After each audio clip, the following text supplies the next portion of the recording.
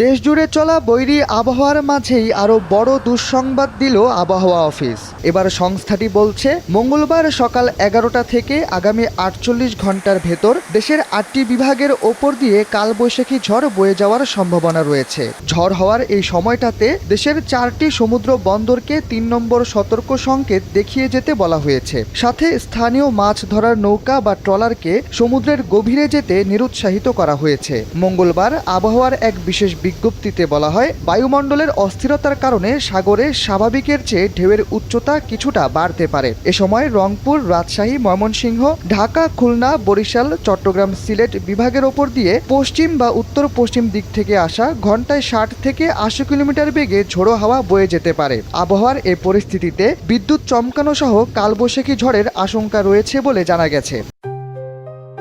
JBS holdings limited. এদিকে গত 2 দিনে দেশজুড়ে চলা বৈরী আবহাওয়ায় সিলেটের বেশ কিছু অঞ্চলে বন্যা হওয়ার সম্ভাবনা দেখা দিয়েছে। জানা গেছে, সুনামগঞ্জ, মৌলভীবাজার, হবিগঞ্জ এলাকার সুরমা, কুশিয়ারা, মনু, খোয়াই নদীর পানি বিপদসীমা অতিক্রম করার সম্ভাবনা রয়েছে। আবহাওয়ার এই বৈরীভাব চলমান থাকলে হাওর অঞ্চলগুলোতে এবারও বন্যা হওয়ার আশঙ্কা রয়েছে বলে জানিয়েছে বাংলাদেশ পানি উন্নয়ন বোর্ড।